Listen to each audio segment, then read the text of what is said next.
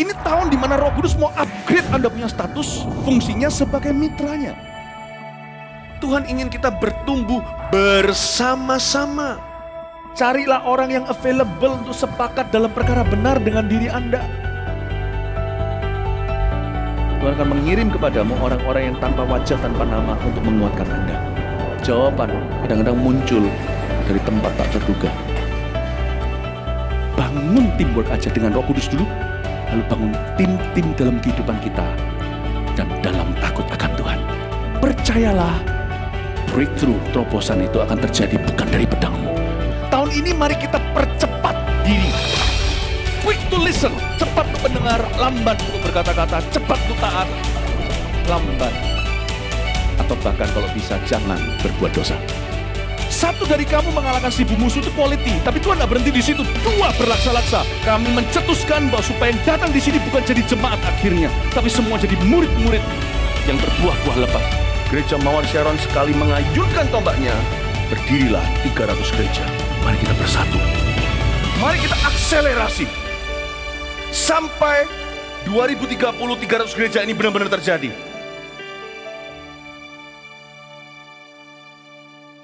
Shalom jemaat Tuhan, mari kita memuji memuliakan nama Tuhan dengan hati yang bersuka cita. Katakan amin. Woo!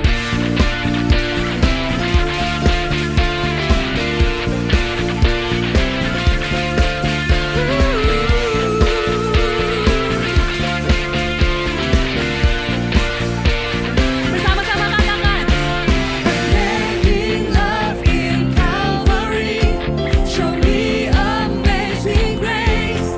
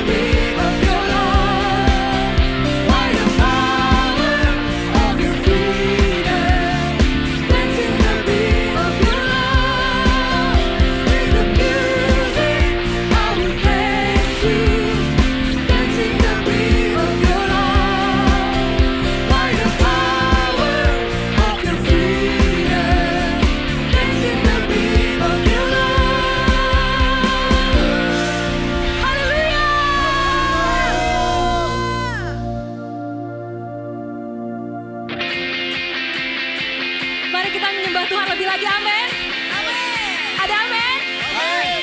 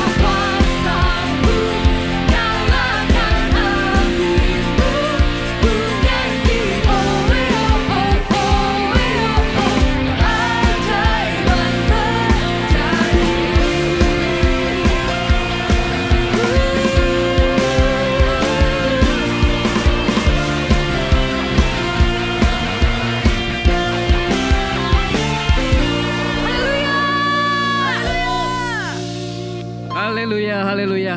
Selalu ada sukacita di dalam rumah Tuhan. Amin Bapak Ibu Saudara. Selamat datang di ibadah online Gereja Mawar Sharon, Jabodetabek. Kami sangat bersyukur kita bisa berjumpa walaupun secara online tapi kita tetap percaya bahwa kuasa Tuhan tetap bekerja sampai hari ini dimanapun Anda berada. Kami juga berdoa untuk Anda supaya Anda tetap sehat selalu dan tetap dalam perlindungan Tuhan. Amin. Baik Bapak Ibu Saudara sekalian, jika hari ini juga ada Bapak Ibu Saudara yang baru pertama kali join, Anda terhubung dengan ibadah kami di GMS Jabodetabek, saya bersama dengan tim ingin menyambut Anda dengan sukacita, dengan sambutan yang khas dari Gereja Mall Sharon. Dalam hitungan yang ketiga, 1, 2, 3. Welcome home! Selamat datang di Gereja Mall Sharon, sukacita menyambut Anda semua.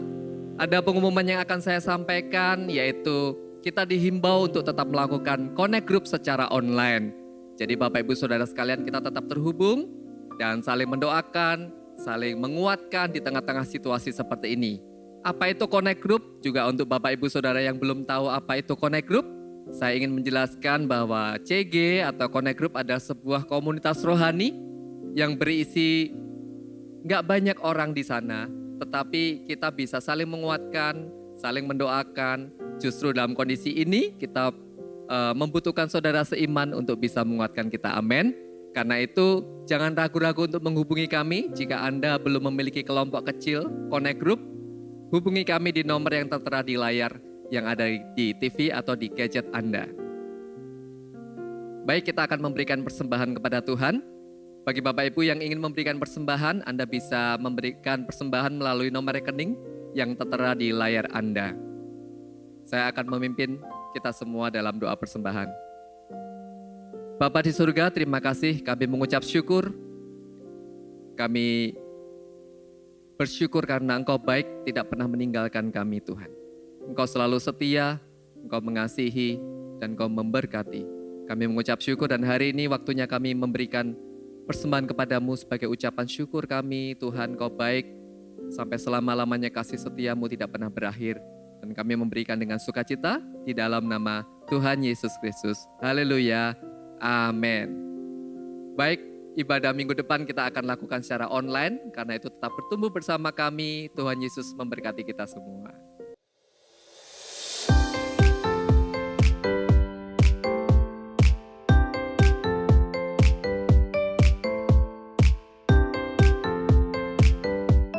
Ke Taman Mini lewat Selat Sunda.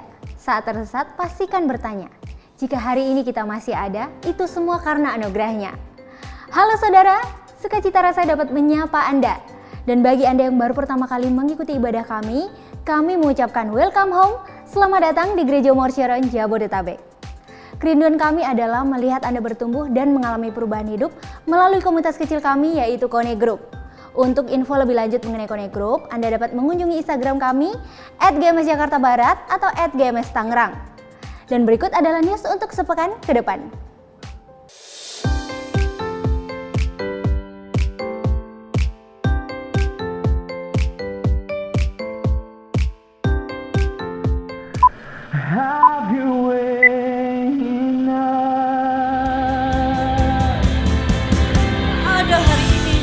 Hidup untuk diri kita sendiri, no. Apa yang menghalangimu untuk hidup dalam panggilan Allah? Apakah itu keegoisan dirimu? Hari ini Tuhan mau memakai hidupmu.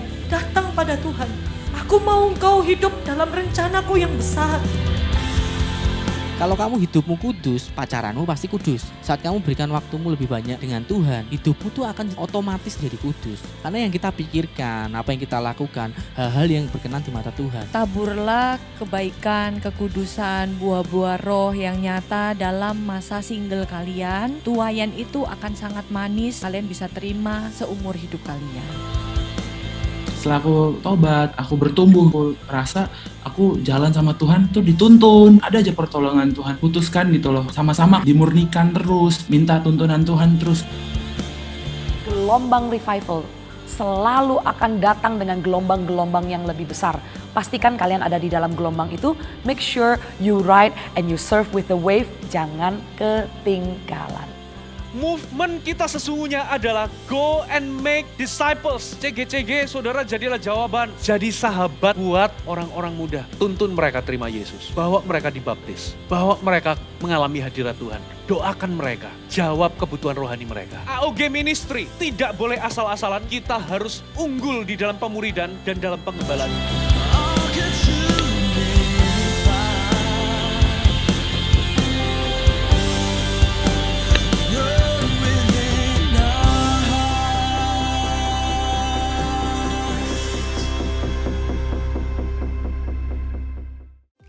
Kami kembali mengingatkan bahwa ibadah hari Minggu akan tetap diadakan secara online.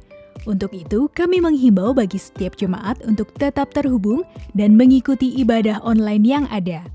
Tidak lupa juga bagi Anda yang memiliki anak dengan rentang usia 2 hingga 12 tahun, kami mendorong setiap anak Anda untuk dapat tetap terhubung dalam ibadah online Eagle Kids.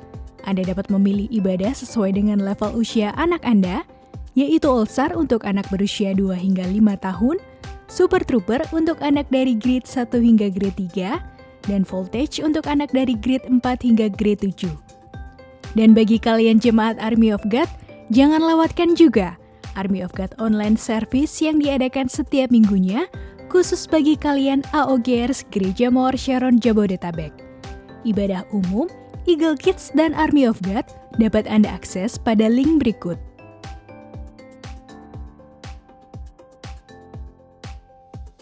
Bagi Anda yang memiliki anak, keponakan atau kerabat berusia 2 hingga 12 tahun dan berdomisili di Jabodetabek dan Banten, kami mengundang anak atau kerabat Anda untuk dapat mengikuti CG Kids Online.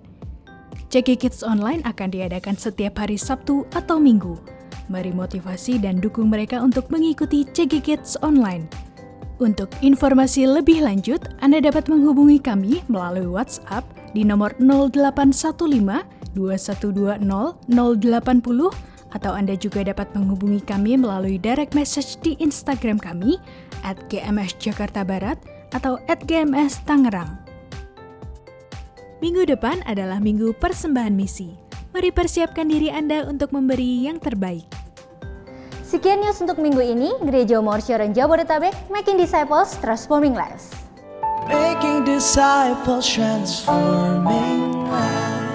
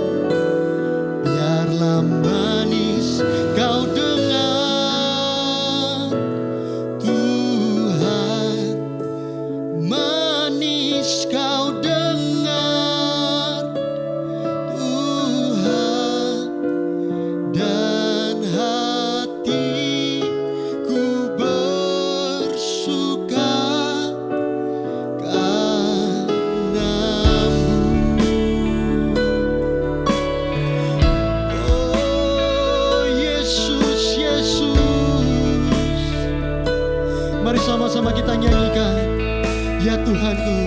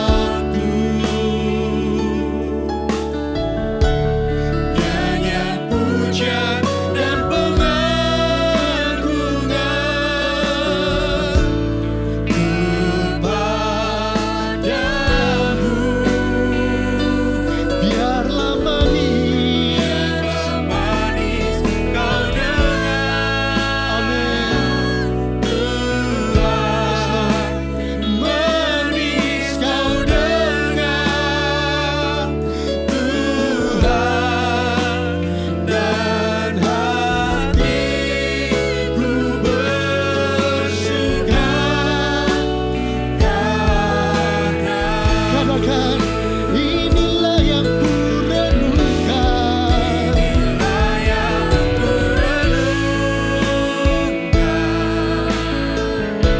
Setiap waktu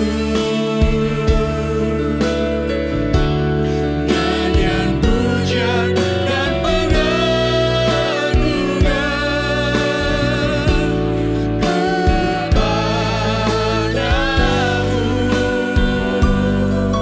biarlah manis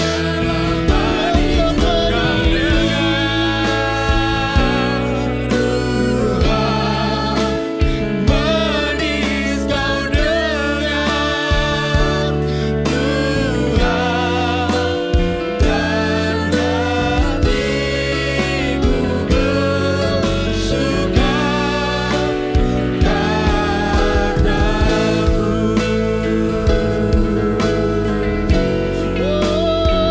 biarlah manis kau dengar pujian dan hormat kami. Oh Yesus, kekasih hati kami mengasihi-Mu. Ini sudah hormat kami bagimu, Yesus.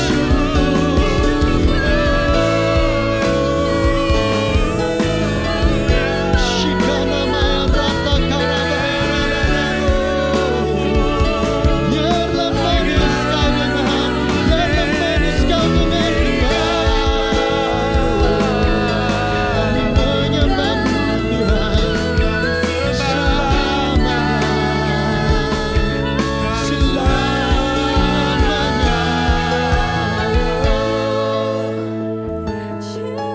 Biarlah manis kau dengar, biarlah manis kau dengar. Inilah yang ku renungkan setiap waktu. Nyanyian pujian dan pengagungan hanya padamu Tuhan. Kepadamu. Biarlah manis kau dengar Tuhan, manis kau dengar Tuhan, dan hatiku bersuka karena-Mu. Sekali lagi segenap hati kita, inilah yang ku renungkan setiap waktu. Nyanyian pujian dan pengagungan kepadamu.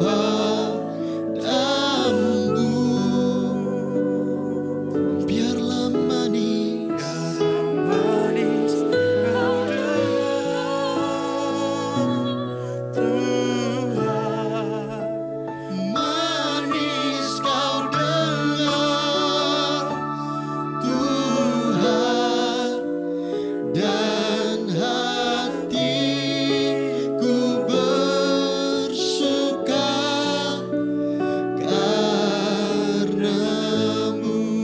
Katakan, dan hatiku,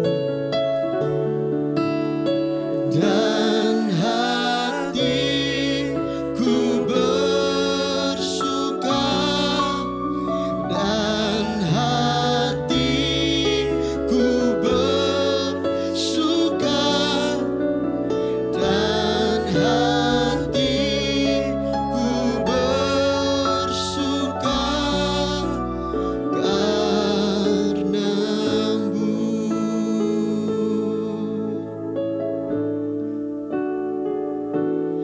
Mengalir kuasa dari tempat maha tinggi, Bapa kekal mulia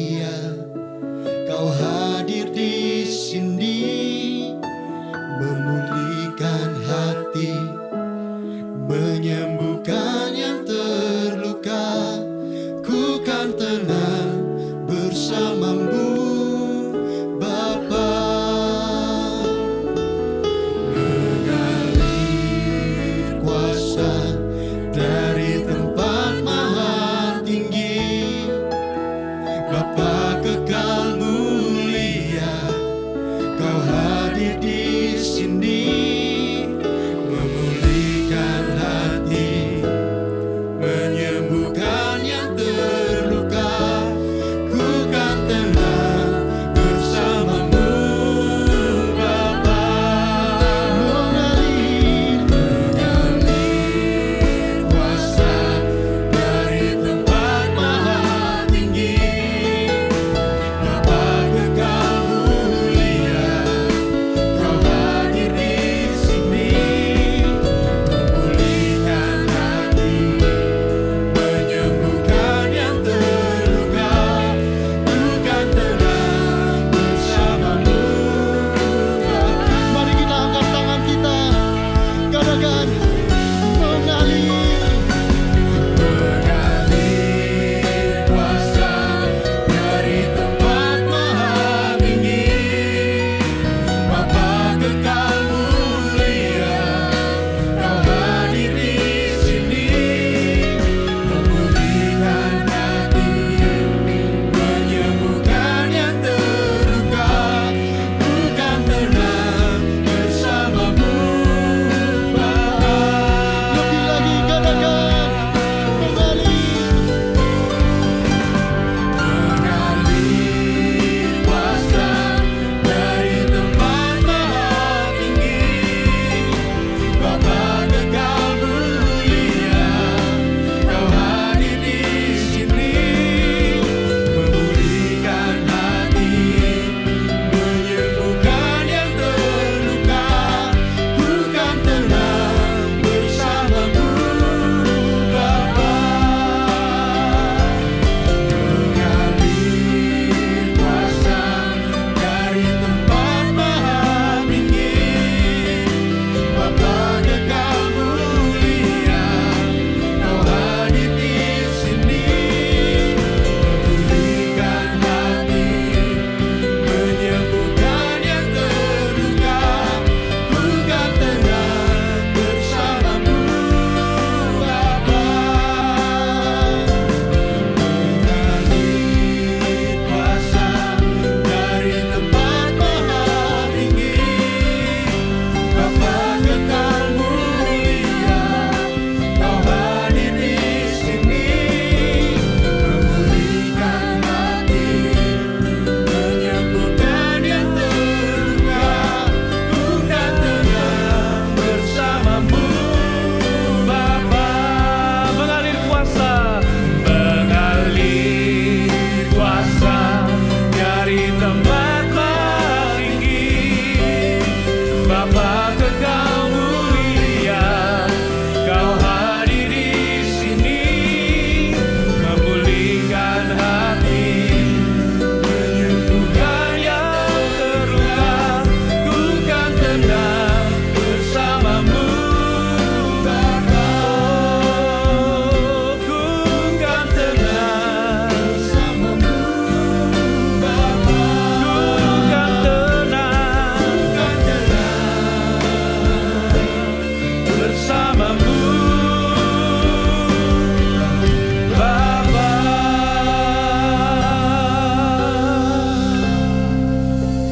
Sekali lagi kami mengucap syukur buat kesempatan di hari Minggu ini. Kalau kami bisa lewati satu minggu ini dan kembali kami bisa beribadah walaupun secara online. Kami mau melihat bahwa Tuhan anugerah-Mu, kasih setiamu tetap ada pada kami. Kami ucapkan syukur untuk semua yang terjadi dalam hidup kami. Satu minggu ini sudah kami lewati bersama dengan Tuhan. Kami ucapkan syukur untuk setiap berkat dan anugerah. Sebentar, kami rindu Kau berbicara kepada kami sekali lagi. Berikan kami rema. Kau bicara dan Kau urapi kami. Ubahkan kami dari dalam, supaya kami terus berjalan seturut dengan kebenaran-Mu. Terima kasih Tuhan, di dalam nama Yesus sama-sama yang percaya katakan, amin. Haleluya, kita berikan tepuk tangan bagi Tuhan kita. Shalom Bapak Ibu Saudara sekalian. Senang bisa kembali di hadapan Anda, melayani Anda.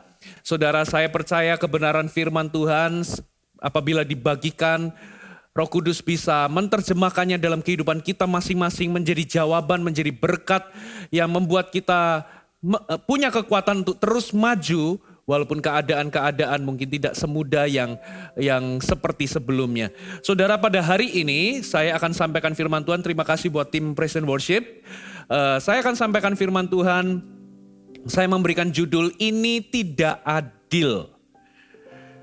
Ini tidak adil. Saudara, saya ingin kita semua membuka firman Tuhan di 1 Petrus pasal yang keempat.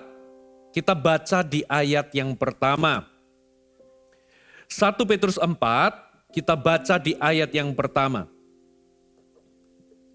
Firman Allah berkata demikian, jadi karena Kristus telah menderita penderitaan badani, kamu pun harus juga mempersenjatai dirimu dengan pikiran yang demikian. Karena barang siapa telah menderita penderitaan badani, ia telah berhenti berbuat dosa. Saudara, terjemahan versi bahasa Inggrisnya dikatakan begini. Therefore, since Christ suffered in his body, you must arm yourself with the same attitude he had and be ready to suffer. Saudara, jadi terjemahan bahasa Inggris mengatakan karena Yesus atau Kristus telah menderita penderitaan badani, kamu harus mempersenjatai dirimu. You have to arm yourself with the same attitude. Engkau harus mempersenjatai dirimu dengan pikiran dan sikap yang sama seperti yang Yesus miliki dan menjadi siap, be ready to suffer too. Menjadi siap untuk menderita juga. Lalu diakhiri dengan kata-kata, karena barang siapa telah menderita penderitaan badani, ia telah berhenti berbuat dosa. Atau dengan kata lain, saudara yang lebih sederhana, karena barang siapa yang telah mengalami penderitaan, saudara, orang itu telah berhenti berbuat dosa, alias orang itu telah menjadi dewasa. Saudara, ada beberapa perbedaan pertumbuhan. Saudara, kalau kita ini makan makanan yang sehat, kita makan teratur, secara jasmani dari kecil kalau kita makan teratur, makan yang sehat, kita akan mengalami pertumbuhan fisik atau pertumbuhan jasmani. Tapi juga ada yang namanya pertumbuhan intelektual. Saudara, dari dulu kecil kita nggak tahu apa-apa, ketika kita sekolah, kita belajar, saudara kita mulai mengerti banyak hal, kita mulai dibekali dengan banyak pelajaran-pelajaran. Akhirnya secara intelektual kita juga mengalami pertumbuhan. Yang dulunya nggak ngerti tentang hitung-hitungan, kita bisa hitung-hitungan. Yang dulunya kita punya wawasan yang sempit, kita bisa punya wawasan yang besar, yang luas, saudara. Yang dulunya kita ini nggak punya pengertian-pengertian di dalam kehidupan, kita ini bisa punya pengertian-pengertian, saudara. Secara intelektual, kita menjadi lebih cerdas daripada biasanya. Ini namanya pertumbuhan intelektual. Ada yang ketiga namanya pertumbuhan rohani. Saudara, pertumbuhan rohani ini berbeda dengan pertumbuhan fisik dan pertumbuhan intelektual. Kalau pertumbuhan fisik, itu bicara soal Anda, kalau Anda makan cukup, Anda makan makanan sehat, Anda akan bertumbuh secara fisik. Yang kedua, kalau pertumbuhan intelektual itu masalah pembelajaran. Kalau Anda belajar, saudara, kalau Anda rajin baca, rajin belajar, maka saudara akan mengalami pertumbuhan intelektual. Namun yang ketiga, ini namanya pertumbuhan rohani. Ternyata pertumbuhan rohani itu bukan masalah tentang, saudara, bukan masalah tentang pembelajaran. Sama seperti intelektual. Karena kenyataannya di zaman Yesus ada orang-orang agamawi, ada orang-orang Farisi atau ahli-ahli kitab. Mereka tahu bahkan mereka itu bisa hafal 5 kitab pertama dalam perjanjian lama. Mereka bisa hafal di luar kepala, saudara. Karena mereka memang diajar untuk menghafal ya ayat-ayat di kitab Pentatuk atau 5 kitab awal di perjanjian lama. Bagaimana mereka itu mempelajari kitab-kitab, tapi ternyata apa yang mereka pelajari, ternyata itu tidak menolong mereka atau membantu mereka untuk mengenal Mesias, untuk mengenal Tuhan, saudara. Jadi ternyata pertumbuhan rohani itu bukan hanya bicara soal pembelajaran, saudara. Lalu beberapa orang mengatakan bahwa, oh ini masalah waktu, pertumbuhan rohani itu masalah waktu. Yes, orang bertumbuh secara rohani memang membutuhkan waktu, tapi ternyata untuk kita bertumbuh, ternyata ini bukan masalah waktu. Karena ada orang yang baru lahir baru dalam 1 tahun bisa mengalami pertumbuhan rohani yang luar biasa. Sementara ada orang yang lain, saudara, mereka sudah melewati 1 dekade atau 10 tahun, ternyata mereka masih kekanak-kanakan, saudara. Di dalam gereja mereka masih merengek, punya sikap yang egois, saudara, dan sangat menyusahkan banyak orang. Saudara, ternyata waktu bukanlah ukuran, saudara, untuk pertumbuhan rohani. Jadi apa itu pertumbuhan rohani? Jadi kedewasaan rohani bukan hanya bicara soal waktu dan pembelajaran. Walaupun memang untuk bertumbuh memang kita butuh belajar dan memang kita butuh waktu. Tapi ternyata waktu dan belajar itu tidak menjamin kedewasaan. Lalu apa? Saudara, apa yang menjamin atau apa yang membuat kita ini bisa bertumbuh secara rohani? Kita baca sekali lagi di ayat pertama dikatakan karena Kristus telah menderita penderitaan badani, kamu juga harus mempersenjatai dirimu dengan pikiran yang demikian. Ya, terjemahan versi Amplified dikatakan arm yourself with the same thought and purpose. Terjemahan NIV arm yourself with the same attitude. Jadi persenjatai dirimu dengan pikiran, dengan tujuan yang sama atau dengan sikap yang sama seperti Yesus. Lalu dikatakan and be ready to suffer. Terjemahan versi New Living Translation dikatakan be ready to suffer. Jadilah siap untuk menderita. Ada apa dengan penderitaan? Ternyata penderitaan itu bisa menjadi cara atau bisa menjadi alat untuk membuat kita itu bertumbuh. Saudara, ternyata penderitaan itu punya peran di dalam pertumbuhan rohani kita. Saudara. Tapi penderitaan yang seperti apa, saudara? Ada beberapa macam penderitaan. Yang pertama adalah penderitaan karena kebodohan kita sendiri. Nah, ini tidak termasuk, saudara ya. Penderitaan karena kebodohan kita sendiri atau kita ini menderita karena kita mencuri, jadi karena kesalahan kita sendiri, karena kita berbuat dosa. Ya, ini penderitaan karena kita menjadi sakit karena kita nggak jaga makan. Saudara, bukan itu. Lalu ada penderitaan yang karena setan, saudara. Karena iblis. Karena serangan iblis dan sebagainya. Yang ketiga ada penderitaan karena disebabkan orang lain. Juga ada penderitaan oleh karena kebenaran, saudara. Nah, sekarang pertanyaannya, penderitaan seperti apa yang bisa membawa kita kepada kedewasaan rohani? Saudara, ini bukan penderitaan karena kebodohan kita sendiri, tapi ini adalah penderitaan yang kita hadapi karena kita mentaati Tuhan atau karena kita mentaati firman Tuhan.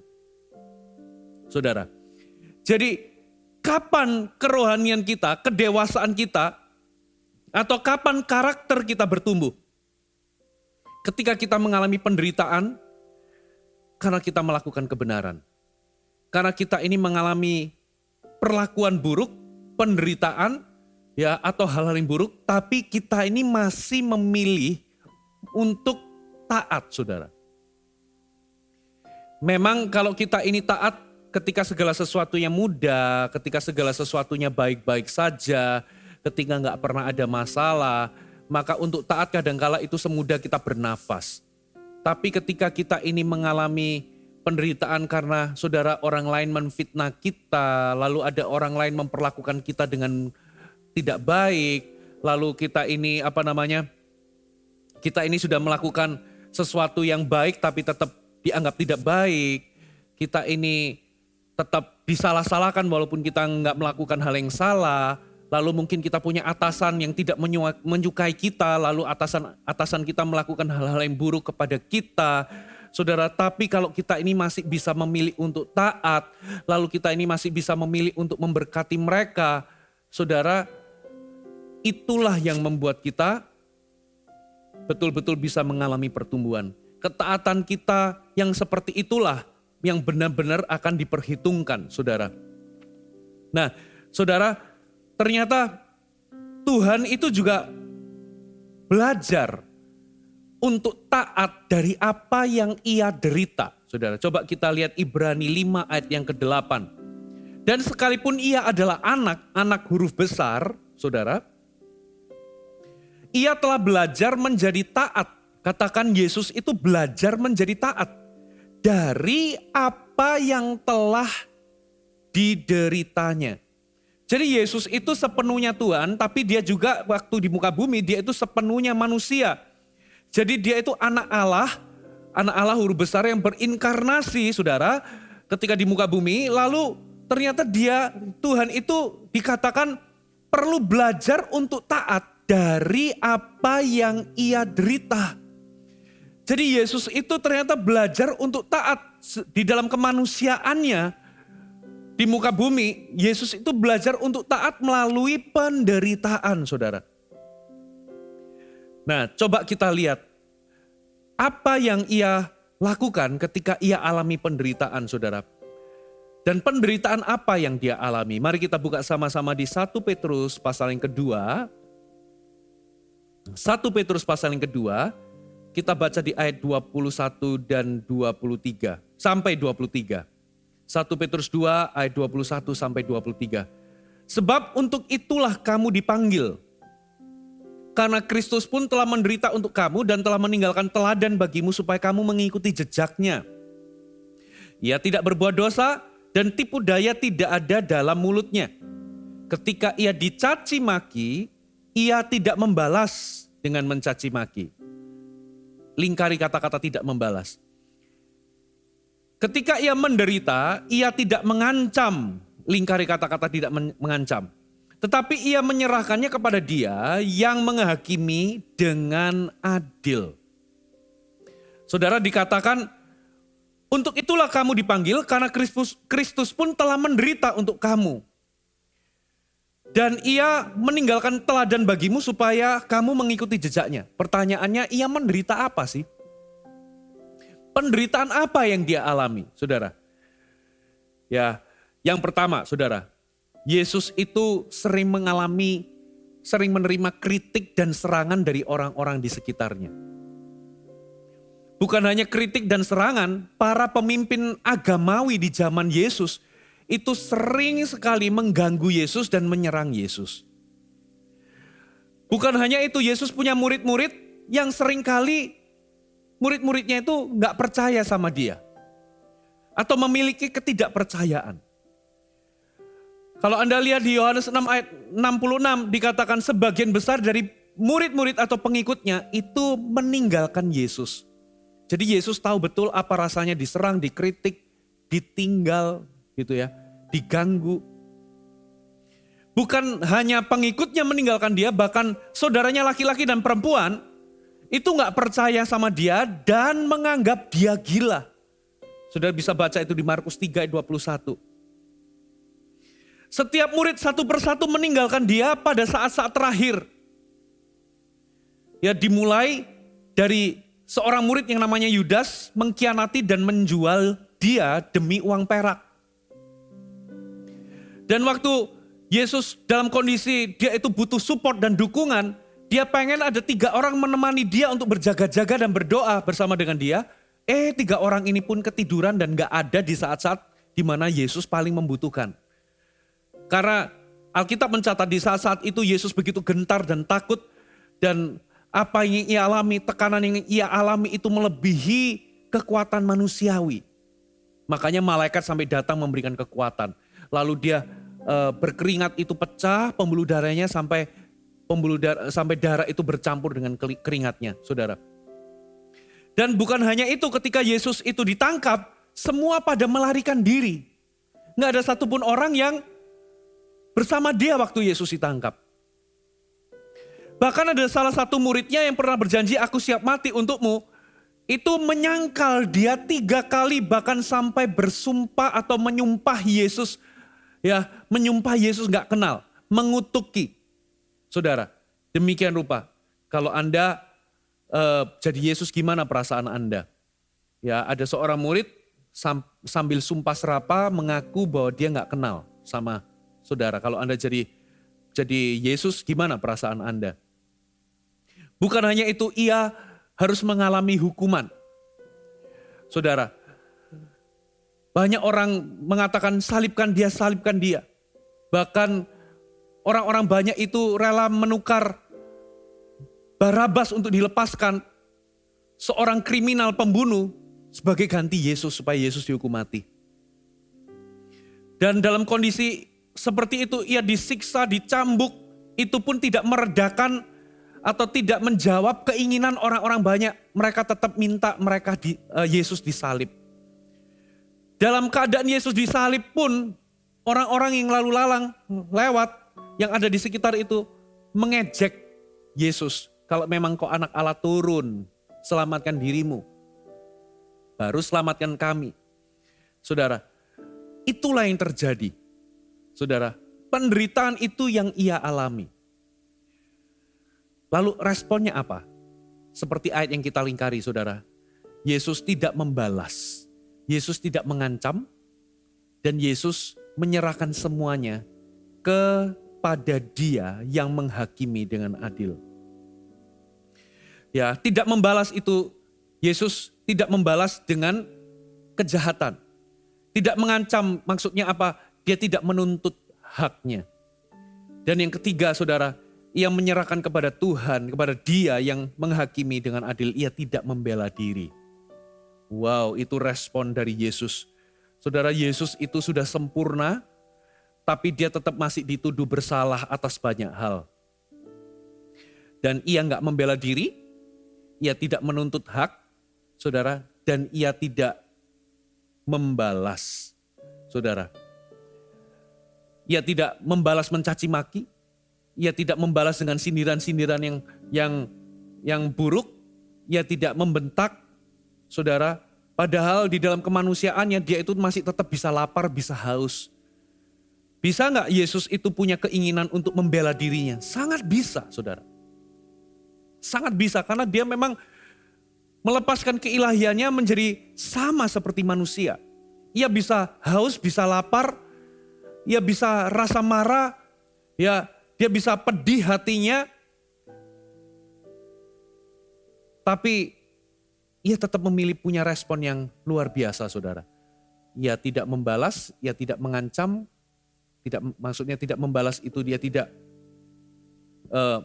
membalas dengan kejahatan, mengancam, ia tidak mengancam itu, ia tidak menuntut hak, ia menyerahkannya kepada sang hakim, yaitu kepada Dia, pada Bapa.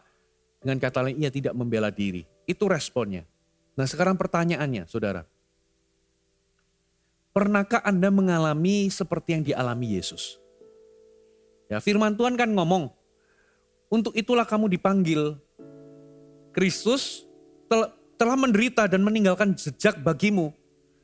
Ketika dia dicaci maki, ia tidak membalas dengan caci maki. Ya, ia tidak mengancam dan ia menyerahkannya kepada hakim. Nah, pertanyaannya, Yesus itu menderita seperti apa? Sudah dijelaskan. Nah, pertanyaannya sekarang kepada Anda. Pernahkah Anda mengalami seperti yang Yesus alami? Pernahkah Anda diperlakukan dengan buruk? Atau pernahkah Anda diperlakukan dengan tidak adil? Saudara, kalau Anda hari ini menjawab, gak pernah, Anda bisa cek jangan-jangan Anda sudah jadi makhluk halus atau sudah mati. Saudara, selama kita hidup di dunia yang sudah jatuh dalam dosa ini, selama kita ini berinteraksi dengan manusia yang juga sudah jatuh dalam dosa, kita punya 1001 kesempatan untuk diperlakukan buruk dan diperlakukan tidak adil oleh orang-orang. Saudara,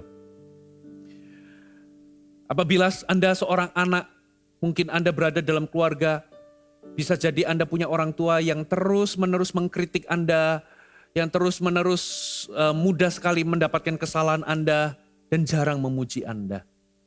Mungkin Anda adalah seorang karyawan atau seorang pekerja profesional yang punya atasan yang tidak menyukai Anda. Sehingga seberapapun Anda itu tepat waktu, Anda bekerja keras, Anda sering lembur, Anda tidak pernah curi waktu, Anda tidak pernah mangkir, Anda itu makan siang gunakan waktu yang sedikit, ya. Lalu Anda kembali bekerja, Anda tidak pernah bermalas-malasan, tapi karena atasan Anda itu tidak menyukai Anda, sehingga atasan Anda itu menggunakan politik yang kotor untuk menyingkirkan Anda. Mungkinkah Anda seorang pelajar yang punya guru yang selalu menuntut dan Anda selalu terlihat tidak atau kurang baik di hadapannya? Atau mungkin Anda adalah seorang orang tua yang punya anak yang kurang ajar memberontak kepada Anda dan menghabiskan segala sesuatu yang Anda sudah kerjakan. Mungkin Anda pernah mengendarai sebuah mobil, lalu di tengah jalan Anda disenggol sama orang, ya, orang itu bukannya meminta maaf dan mengganti, tapi justru malah menyalahkan Anda, ya, dan Anda diperlakukan tidak adil. Anda dituntut, orang itu menuntut untuk Anda ganti rugi dan mengancam.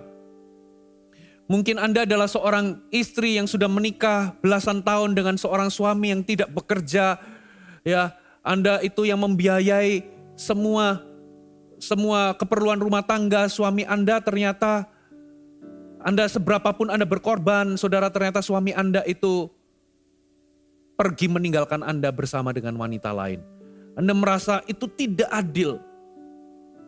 Atau mungkin kebalikannya, Anda seorang suami, ya, bagaimana Anda sudah setia kepada istri, tapi ternyata istri Anda mengkhianati Anda. Atau mungkin Anda adalah korban dari fitnah. Ada orang-orang menyebarkan kabar yang tidak benar tentang Anda dan orang-orang di sekitar Anda mempercayainya, dan hari ini Anda harus hidup dengan sebuah label atau cap dari fitnahan yang sudah beredar. Tidak adil. Saudara, itu mungkin contoh-contoh. Lalu apa yang kita alami, saudara? Di dalam diri kita muncul sebuah perasaan ingin membela diri. Yes, kita ingin marah, kita ingin menuntut keadilan. Di dalam diri kita ini ada sebuah inner sense. Hasrat untuk keadilan. Kita ini ingin ada seseorang yang bisa membela kita, memperjuangkan hak-hak kita ketika kita ini diperlakukan gak adil. Ketika kita disalahkan walaupun kita gak salah, kita menginginkan ada orang yang membela kita. Betul atau betul? Yes, saudara. Tapi apa yang terjadi, saudara? Mungkin Anda gak dapatkan itu semua. Kalau Anda masih hidup di dalam dunia ini, perlakuan gak adil itu sangat mungkin terjadi dalam kehidupan kita, melalui kehidupan kita sehari-hari, saudara. Tapi coba kita lihat firman Tuhan, saudara. Kita masih ada di 1 Petrus, saudara. Mari kita buka 1 Petrus 2, kita baca di ayat 17 sampai 21. Coba kita lihat nasihat dari Petrus. Bagaimana nasihat Petrus khususnya berkenaan dengan penderitaan, ya, yang kita alami, yaitu penderitaan bukan karena kebodohan kita sendiri, tapi perlakuan-perlakuan yang tidak adil yang kita alami. Saudara, ayat 17. 1 Petrus 2 ayat 17. Hormatilah semua orang, kasihilah saudara-saudaramu, takutlah akan Allah, hormatilah raja. Hai kamu hamba-hamba, tunduklah dengan penuh ketakutan kepada Tuanmu. Bukan saja kepada yang baik dan peramah, tetapi juga kepada yang bengis. Saudara, ayat 17-18 ternyata Petrus itu memberikan nasihat kepada orang-orang Kristen pembaca di zamannya. Waktu itu rajanya adalah Raja Agripa I. Raja yang kejamnya bukan main, raja yang memburu orang Kristen untuk dipenggal. Petrus itu memberikan surat kepada orang Kristen di zaman itu untuk mereka tetap hormat kepada raja. Tunduk bukan kepada yang baik dan peramah, tapi juga kepada yang bengis. Terjemahan bahasa Inggrisnya itu cruel. Yang benar-benar kejam, bengis, tidak jujur, jahat, tidak adil, saudara. Jadi ternyata Petrus nasihatnya ini, kalau kamu salah, ya terimalah koreksi, terimalah disiplin. Tapi kalau kamu itu nggak salah, ya tapi tetap dianggap melakukan sesuatu yang salah, jangan balas, tetap lakukan firman, tetaplah taat. Ini juga berlaku bagi kita. Hari ini dimanapun kita seringkali, saudara kita ini adalah atasan, tapi kita ini juga bawahan dari seseorang. Ya, khususnya berkenaan dengan otoritas. Kalau ada otoritas di atas Anda yang memperlakukan Anda tidak adil, saudara,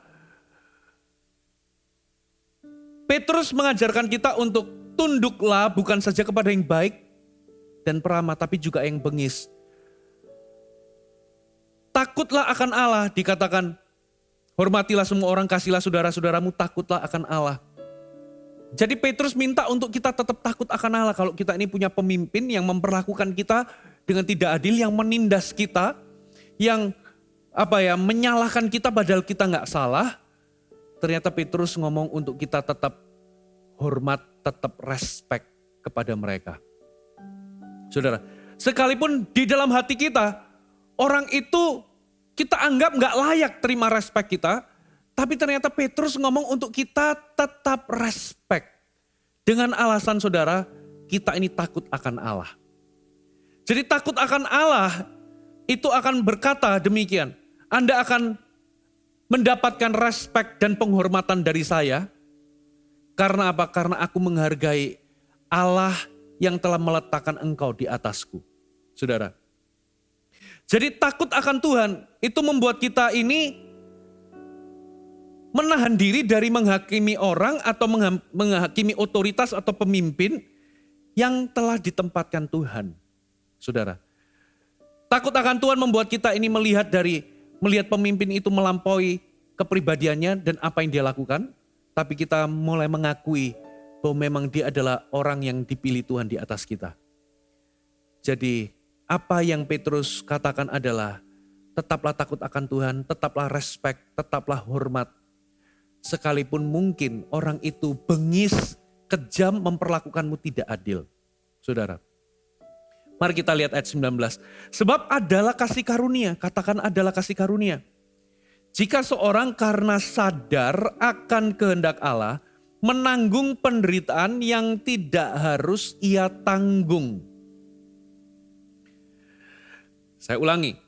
Sebab adalah kasih karunia jika seorang karena sadar akan kehendak Allah, menanggung penderitaan yang tidak harus ia tanggung. Terjemahan bahasa Inggrisnya, For God is pleased with you when you do what you know is right and patiently endure unfair treatment.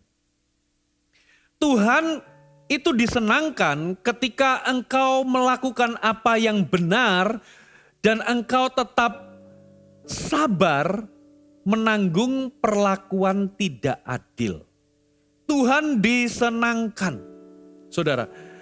Jadi kata sadar akan kehendak Allah itu artinya apa? Saudara itu menyenangkan hati Tuhan. Karena Anda begitu peka dan begitu mengetahui kehendak Tuhan, ya bahkan saudara bersedia dengan sabar memikul penderitaan di dalam prosesnya. Walaupun Anda menderita perlakuan tidak adil. Bukan berarti Tuhan itu senang kita menderita, tidak. Tapi ketika Tuhan lihat sikap kita ini sadar akan kehendak Tuhan, rela menanggung penderitaan, itu membuat Tuhan itu disenangkan. Jadi adalah kasih karunia. Kasih karunia yang kita dapatkan adalah Tuhan itu disenangkan lewat sikap kita yang sabar menanggung perlakuan tidak adil tersebut. Walaupun kita ini nggak salah atau kita ini menanggung penderitaan yang harusnya kita nggak tanggung. Ternyata itu menyenangkan hati Tuhan kalau kita bisa punya sikap yang benar. Itulah kasih karunia, saudara. Ayat 20. Sebab dapatkah disebut pujian jika kamu menderita pukulan karena kamu berbuat dosa? Bisa gak disebut pujian kalau kita menderita karena kebodohan kita sendiri, kesalahan kita sendiri atau dosa kita sendiri? Pastor Fuji, saya menderita ini, saya dipukuli orang. Kenapa? Karena aku nyolong. Nggak bisa disebut pujian. Tapi kalau Anda itu menerima perlakuan tidak adil, Anda harus menderita penderitaan yang harusnya Anda nggak tanggung, tapi Anda sabar menanggungnya, Anda akan menerima pujian atau itu dianggap sebagai pujian. Tetapi jika kamu berbuat baik dan karena itu kamu harus menderita, maka itu adalah kasih karunia pada Allah. Saudara, katakan kasih karunia pada Allah. Jadi kalau Anda itu menderita karena kebodohan Anda sendiri, karena dosa Anda, gak bisa disebut pujian. Tapi kalau Anda harus menanggung sesuatu, tapi kalau Anda harus menderita padahal Anda berbuat baik, gara-gara Anda buat baik Anda harus menderita, itu namanya perlakuan gak adil tadi. Dikatakan itu adalah kasih karunia kepada Allah. Wow, saudara, jadi saya ingin memberikan kekuatan bagi Anda. Saudara, selama Anda hidup di dunia ini, saudara mungkin gak bisa menghindar sama yang namanya perlakuan buruk atau perlakuan tidak adil. Sama seperti Yesus yang demikian rupa sempurna ketika dia turun di dunia ini, ia harus mengalami penderitaan yang sama.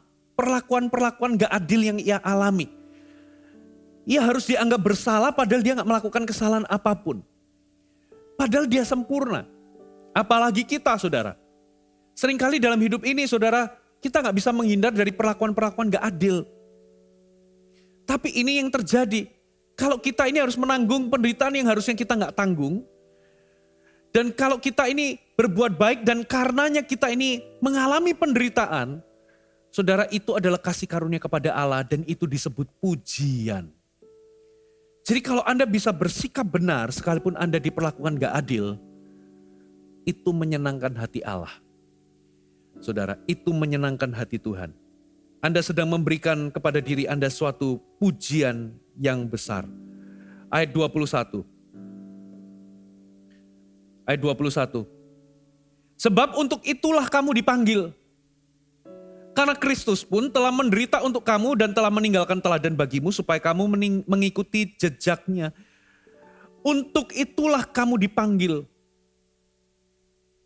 Karena Kristus pun telah menderita untuk kamu.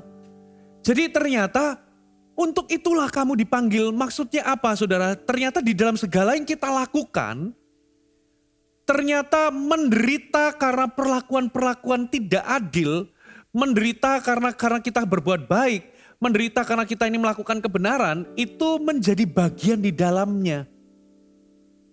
Karena Yesus pun menderita penderitaan yang sama dan ia memberikan kita teladan bagaimana berespon. Saudara. Jadi, untuk itulah kamu dipanggil.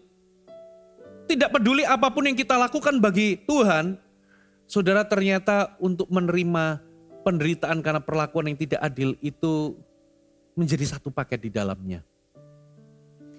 Saudara. Dan kita kembali ke ayat yang pertama kita baca. Ini konklusinya. 1 Petrus 4 ayat pertama. Yang barusan kita baca itu di 1 Petrus 2. Sekarang kita baca di 1 Petrus 4 ayat pertama. Ini kesimpulannya Petrus, saudara. Jadi, karena Kristus telah menderita penderitaan badani, kamu pun harus juga mempersenjatai dirimu dengan pikiran yang demikian. Karena barang siapa telah menderita penderitaan badani, ia berhenti berbuat dosa atau ia akan mengalami pertumbuhan atau kedewasaan rohani. Ini kesimpulan. Jadi kata jadi itu merupakan kesimpulan dari apa yang dipaparkan oleh Petrus. Jadi kalau Yesus aja ketika di muka bumi ini ia harus mengalami penderitaan-penderitaan, perlakuan-perlakuan gak adil dari orang-orang di sekitarnya. Kamu pun juga harus mempersenjatai diri demikian dengan pikiran dan sikap yang sama. Dan siap-siap untuk menderita juga. Supaya ketika engkau mengalami, engkau bisa berespon benar dan itu akan menjadi sebuah jalan untuk pertumbuhan rohanimu. Karena barang siapa menderita penderitaan badani, ia berhenti berbuat dosa. Arti berhenti berbuat dosa itu artinya engkau mengalami kedewasaan rohani. Saudara. Jadi ternyata penderitaan punya peran untuk mendewasakan kita. Kalau kita punya respon yang seperti Yesus contohkan, saudara, ia tidak mengancam, ia tidak membalas, ia tidak menuntut dan tidak membela diri, tapi menyerahkannya kepada hakim yang adil.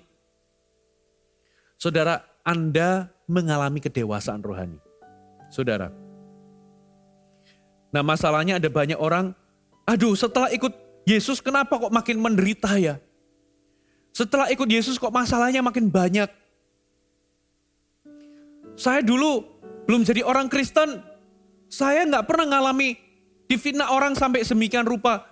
Tapi setelah saya jadi orang Kristen percaya sama Yesus, ikut di gereja, malah yang memfitnah saya adalah orang dari gereja. Kok jadi begini ya? Saudara, Anda jadi terkejut.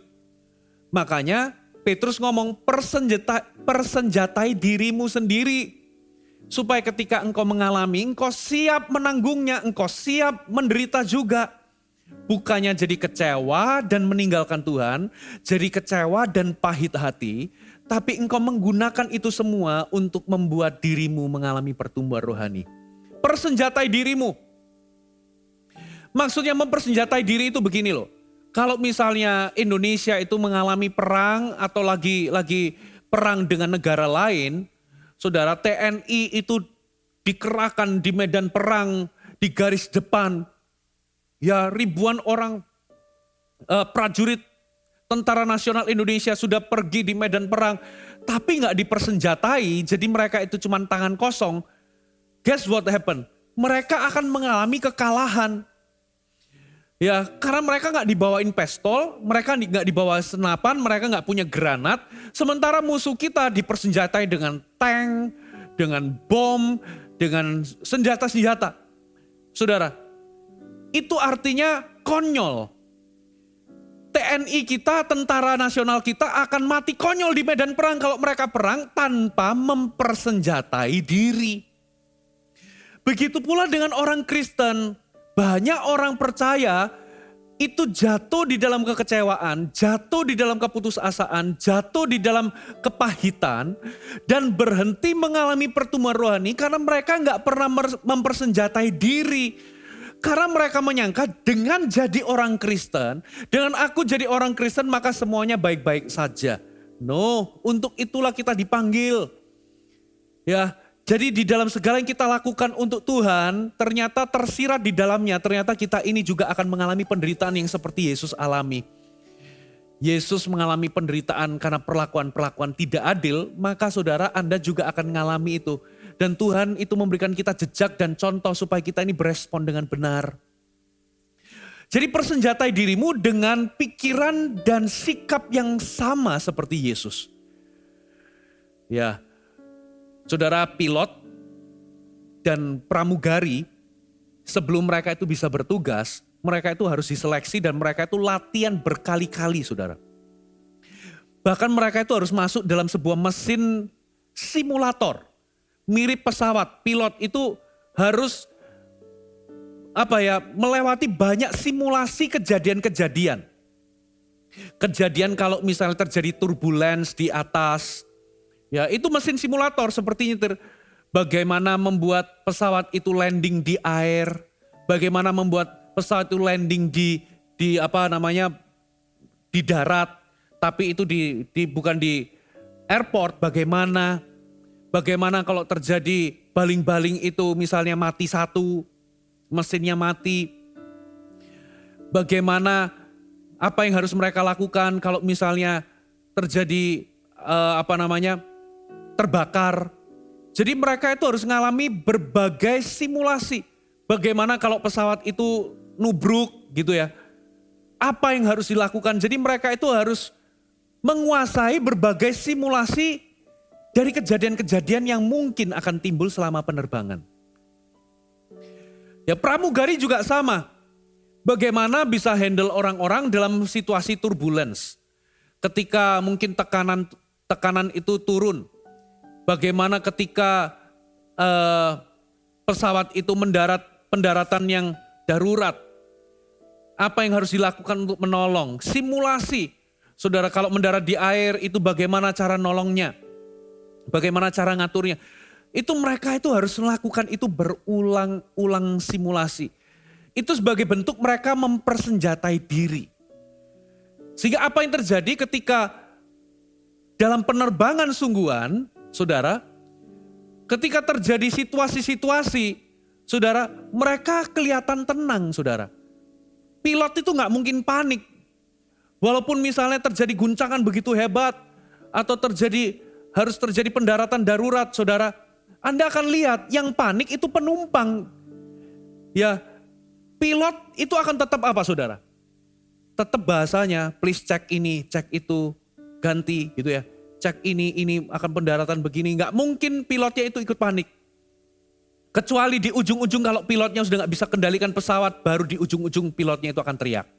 Setelah itu mungkin pesawatnya crash. Pramugari nggak bakal panik. Ada guncangan, coba lihat pramugari ada guncangan begitu kita sudah panik, kita udah deg-degan begitu, pramugarinya malah lenggang kangkung gitu ya. Ya jalan di koridornya gitu ya sambil bagaimana, sambil ngecek-ngecek. Biasa aja bahkan senyum-senyum. Kenapa? Karena mereka sudah mempersenjatai diri mereka dengan berbagai simulasi kejadian-kejadian yang mungkin akan menimpa mereka. Nah yang panik itu adalah kita, orang-orang awam yang penumpang karena kita gak pernah mempersenjatai diri. Saudara, nah Tuhan itu mengharapkan lewat firman Tuhan kita ini mempersenjatai diri kita. Saudara, ketika ada kejadian-kejadian perlakuan-perlakuan atau penderitaan-penderitaan yang muncul karena perlakuan yang tidak adil dari orang-orang di sekitar kita, ini bukan karena penderitaan karena kesalahan kita atau kebodohan kita, tapi penderitaan yang muncul karena perlakuan gak adil yang kita alami, kita sudah siap. Karena kita mempersenjatai diri kita. Kita gak gugur di dalam kepahitan, kita gak gugur di dalam kekecewaan. Kita justru malah menjadikan itu menjadi batu loncatan untuk kita mengalami pertumbuhan lebih lagi. Ada amin. Saudara, apa yang Yesus lakukan? Ternyata Yesus tidak mengancam, tidak menuntut, tidak membela diri. Ia menyerahkannya di hadapan Tuhan. Nah seringkali Tuhan itu meningkatkan kekuatan kita itu seringkali dengan cara demikian, saudara. Saudara, firman Tuhan katakan pencobaan-pencobaan yang kita alami itu tidak melampaui kekuatan kita. Jadi kalau Anda mengalami perlakuan buruk, saudara, itu tidak melampaui kekuatan kita. Kalau Tuhan mengizinkan ada perlakuan-perlakuan buruk yang kita terima dari orang lain kepada kita, dari pemimpin kita atau dari orang yang berotoritas atau siapapun di sekitar kita, Tuhan itu melihat itu gak akan pernah keluar dari kekuatan kita. Itu sama seperti kita ini tiba-tiba dikasih Tuhan mengizinkan untuk kita mengangkat beban 50 kilo perlakuan buruk dari orang. Tuhan itu lihat kita mampu angkat 50 kilo itu. Tapi ini yang sering kita lakukan. Kita kecewa, kita putus asa, kita pahit, kita ngomel, kita menggerutu. Tuhan, aku gak mampu 50 kilo ini. Tuhan berkata, itu gak melebihi kekuatanmu, angkat.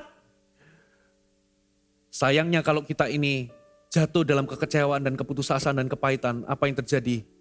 Ya sudah, 50 kilo berarti kamu belum lulus. Kamu balik ke 20 kilo. Jadi kerohanian kita hanya selevel 20 kilo terus mampunya.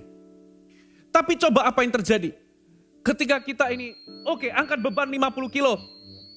Sehingga kita diizinkan mengangkat sebuah beban 50 kilo dari perlakuan buruk dari orang lain. Perlakuan tidak adil dari orang lain. Dan ketika kita punya respon yang benar, kita gak menjadi marah, kita gak membela diri, kita menyerahkan itu kepada Tuhan. Apa yang terjadi, saudara? Kita menjadi lebih kuat, saudara. Kita menjadi tambah kuat, kerohanian kita menjadi tambah kuat. Ya, satu kali kalau Tuhan itu membutuhkan 100 kilo, membutuhkan sebuah pekerjaan dan tanggung jawab yang besar, untuk membutuhkan seseorang yang mampu mengangkat 100 kilo, Dia akan memberikan kita kepercayaan itu, saudara. Karena apa? Karena 50 kilo kita teruji, saudara, kita lulus. Maka ketika ada tanggung jawab yang besar untuk 100 kilo, saudara, kita akan dikasih tanggung jawab itu.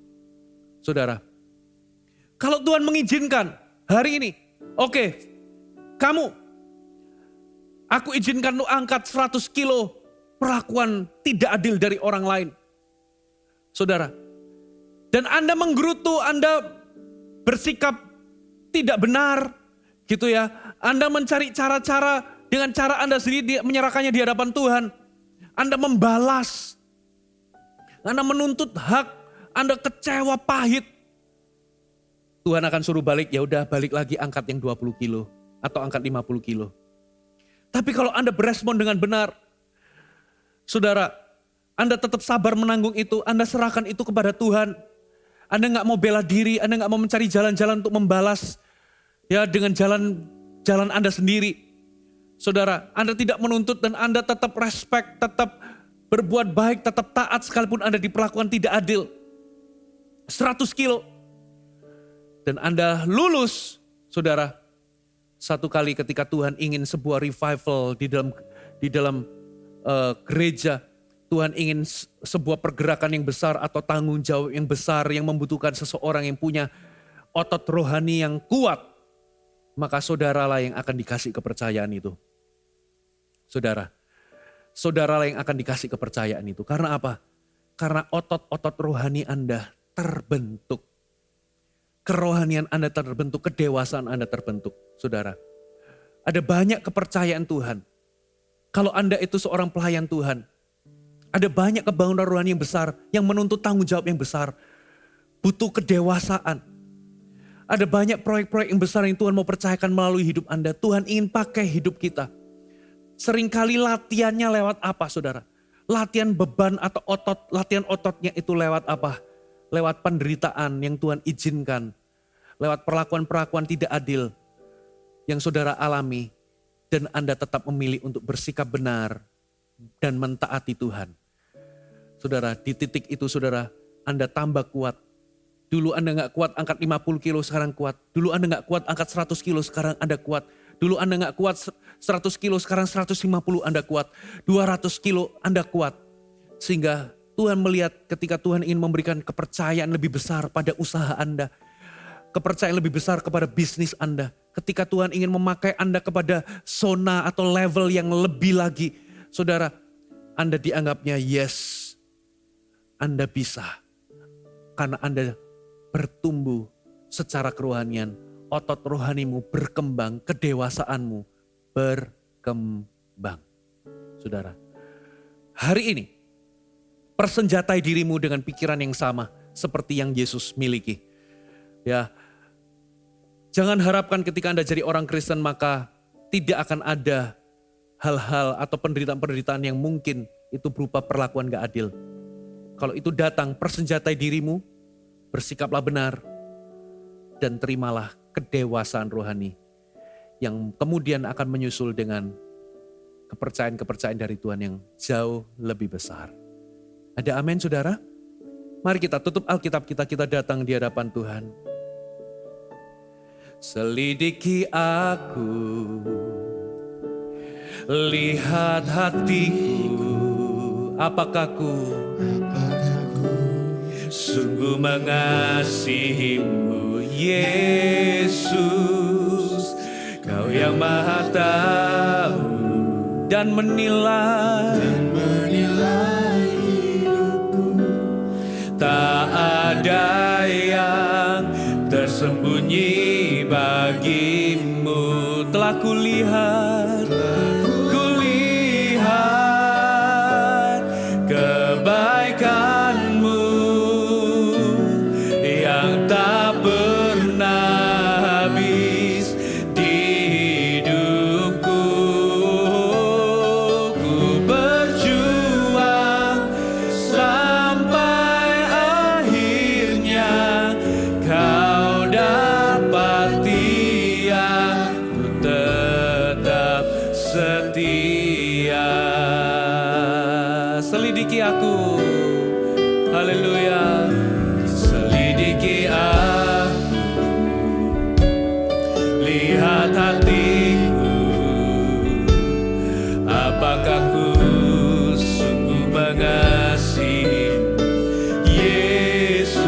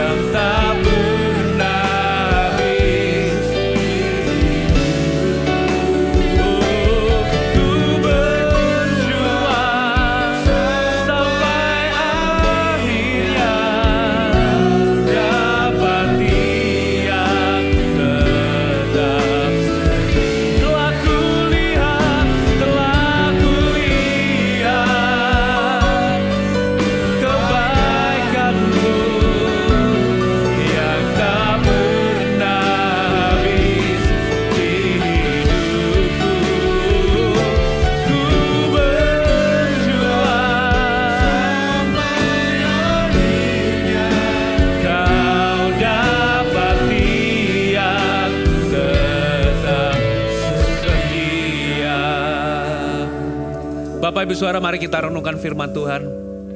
Kenapa firman Tuhan katakan kita harus mempersenjatai diri kita dan siap menderita. Dan barang siapa yang menderita, ia akan mengalami kedewasaan rohani atau berhenti berbuat dosa. Kenapa firman Tuhan katakan kita perlu mempersenjatai diri kita? Karena memang melalui penderitaan, kerohanian kita bertumbuh.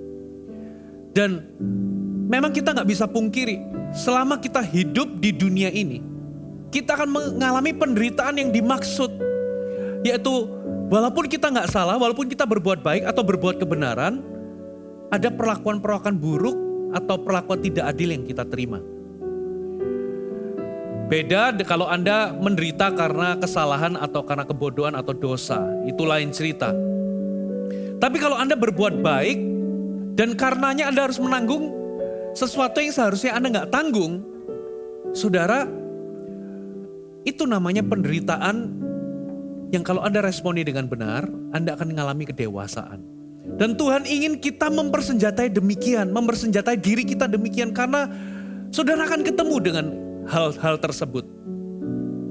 Kalau saya lihat kepada diri saya sendiri, bagaimana Tuhan membentuk hidup saya, itu seringkali diwarnai dengan hal-hal seperti itu, saudara. Bagaimana saya berada dalam situasi diperlakukan gak adil, ditindas. Bagaimana saya ditaruh di situasi di mana saya dianggap salah, walaupun saya gak melakukan kesalahan, bahkan difitnah. Dan ketika saya berespon benar, saya tetap taat, saya tetap berbuat baik, saya tetap berbuat kebenaran, saya nggak marah, nggak membela diri. Apa yang terjadi, saudara? Kerohanian saya makin tumbuh. Kedewasaan saya semakin bertumbuh. Otot rohani saya mengalami perkembangan. Tapi saya melihat ketika saya ini mulai berespon salah, saudara, saya mulai misalnya membalas dan sebagainya, saya kembali lagi ke titik-titik yang sebelumnya. Saya nggak mengalami pertumbuhan. Saya juga melihat teman-teman, hamba-hamba Tuhan, rekan hamba-hamba Tuhan yang hari ini mengalami kepercayaan yang besar, seringkali didahului dengan proses pembentukan Tuhan, di mana mereka harus menanggung penderitaan. Melalui penderitaan karena apa, saudara? Perlakuan-perlakuan gak adil. Saya melihat diri saya melihat rekan-rekan hamba-hamba Tuhan yang lain atau teman-teman. Bukan hanya hamba Tuhan. Seringkali kepercayaan yang besar, sebelum itu diberikan kepada Tuhan, Tuhan itu akan melatih kita. Melalui apa? Situasi-situasi yang membuat Anda menderita karena perlakuan tidak adil. Dan guess what? Waktu Anda lulus, waktu saya lulus, Tuhan memberikan saya kepercayaan besar, saudara. Dalam konteks saya hamba Tuhan, ketika saya lulus, ketika saya berespon benar, tiba-tiba gereja dibuat berkembang sama Tuhan. Pelayanan dibuat berkembang sama Tuhan. Saya bisa handle, dulunya mungkin saya punya jemaat yang dipercayakan dalam kehidupan saya cuma 100-200. Dan ketika saya diproses dalam pembentukan itu, saya berespon benar, walaupun tidak selalu saya berespon benar. Saya belajar, saya ada jatuh bangunnya gitu ya. Tapi ketika saya berespon benar, ketika saya lulus, saya makin kuat. Saudara, ternyata di dalam pelayanan juga semakin banyak kepercayaan yang Tuhan berikan. Ketika saya lulus, kepercayaan lebih besar, tanggung jawab lebih besar itu diberikan. Saya percaya ini juga berlaku untuk Anda. Apapun konteks Anda, situasi Anda, Tuhan ingin Anda mempersenjatai diri. Jangan kaget kalau Anda harus menerima perlakuan buruk, perlakuan tidak adil. Jangan kaget, jangan jatuh dalam kekecewaan. Tapi apa, saudara? Belajar untuk taat seperti yang Yesus sudah katakan. Yesus sudah contohkan. Yesus gak membela diri, gak menuntut pembalasan, tapi menyerahkannya kepada hakim yang adil. Kalau Anda lulus, Tuhan, yang pertama, Tuhan akan datang membela Anda. Yang kedua, kedewasaanmu akan mengalami pertumbuhan. Tanggung jawab yang lebih besar, promosi, Tuhan akan sediakan. Ini janji Tuhan. Kalau Anda berespon benar, Tuhan sendiri yang akan membelamu. Yang kedua, Tuhan sendiri akan mempromosimu. Tuhan sendiri akan memberikanmu kepercayaan yang lebih besar. Ada amin? Saya berdoa, setiap jemaat yang mengalami hal-hal yang mungkin kurang baik di dalam hubungan, dalam apapun juga, hamba berdoa dalam nama Yesus. Anda bisa letakkan tangan di dada. Tuhan, biar firman Allah menerangi. Firman Allah menjadi inspirasi, menjadi kekuatan. Dalam nama Yesus. Jangan menyerah. Tuhan belum selesai dengan hidupmu. Bangkit lagi. Kalau Anda pernah gagal, pernah berespon salah, hari ini bangkit lagi. Karena Tuhan selalu memberikanmu kesempatan untuk bangkit. Terus berjalan, setialah dalam proses. Jangan menyerah. Kalau Tuhan katakan engkau mampu, engkau mampu. Kalau Tuhan katakan itu gak melampaui kekuatanmu, bertahan di situ. Tuhan sedang mendewasakanmu, Tuhan sedang mengerjakan karaktermu. Hamba berdoa tidak ada yang gugur dari jemaat Tuhan dalam proses-proses Tuhan. Sehingga saya doakan kau akan terima pembelaan Tuhan dan kau akan terima tanggung jawab dan promosi yang lebih besar daripada Tuhan. Haleluya. Sebentar kita akan menerima roti dan anggur. Mari kita persiapkan diri kita. Saudara bisa siapkan roti di rumah atau anggur yang Anda sudah siapkan. Mari kita sama-sama datang di hadapan Tuhan. Terima kasih Tuhan. Thank you Jesus. Kalau Anda sudah siap, mari kita angkat roti ini tinggi-tinggi. Tuhan, terima kasih. Engkau adalah teladan kami, Engkau adalah contoh kami. Karena melakukan kehendak Allah, Engkau rela menderita. Menderita karena hal-hal yang seharusnya tidak perlu Engkau tanggung. Bahkan Engkau harus menanggung dosa kami, hukuman yang harusnya ditimpakan kepada kami. Engkau pun menanggungnya. Sehingga Engkau menyerahkan tubuhmu untuk disiksa. Tergantung di atas kayu salib. Supaya hari ini kami gak perlu mengalami hukuman karena dosa kami. Kami ucapkan syukur. Terima kasih Tuhan. Kami angkat roti ini dengan rasa hormat dan kagum kepadamu. Memperingati apa yang telah Engkau lakukan di atas kayu salib. Bagaimana Engkau menyerahkan tubuhmu. Bagaimana tubuhmu dipecah-pecahkan bagi kami. Supaya hari ini kami tidak mengalami hukuman dosa. Supaya hari ini kami oleh karena bilur-bilur Yesus. Oleh karena bilur-bilur di tubuh Yesus. Kami mengalami kesehatan dan kesembuhan. Terima kasih untuk tubuhmu Yesus. Ketika kami makan roti ini dalam nama Yesus. Kami sedang bersekutu dengan tubuh Yesus. Makanlah dalam nama Yesus.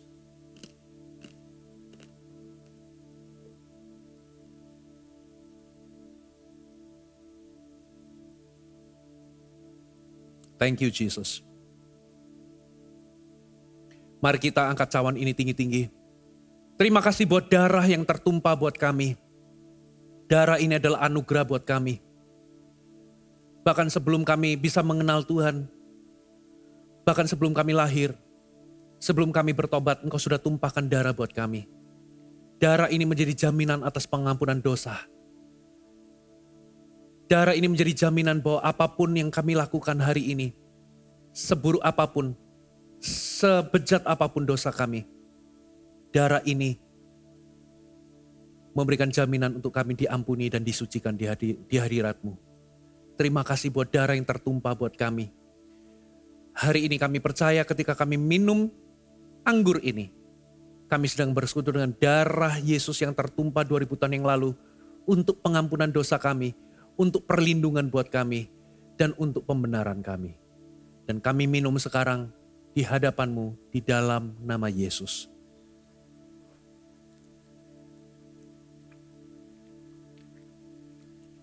Terima kasih Tuhan. Terima kasih Tuhan. Mari kita angkat tangan sama-sama.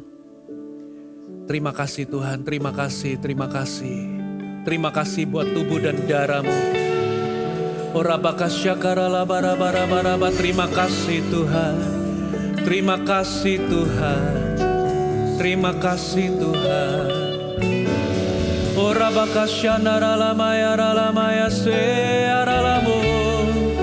Terima kasih. Terima kasih Tuhan.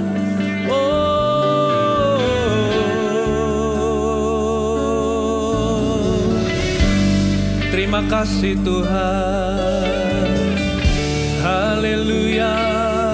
Terima kasih Tuhan. Terima kasih Tuhan. Haleluya. Ibadah kita sudah selesai, mari kita angkat tangan sama-sama. Aku lepaskan berkat ke atasmu. Terimalah berkat yang terbaik daripada Allah Bapa. Terimalah berkat kasih karunia daripada Yesus Kristus Putra Allah. Terimalah juga berkat penyertaan, pemeliharaan, tuntunan dari Allah Roh Kudus. Roh Kudus yang tinggal di dalam dirimu yang menyertaimu. Sehingga engkau dituntunnya day by day. Tidak dibiarkannya engkau kebingungan dan tersesat. Karena Ia menyertaimu.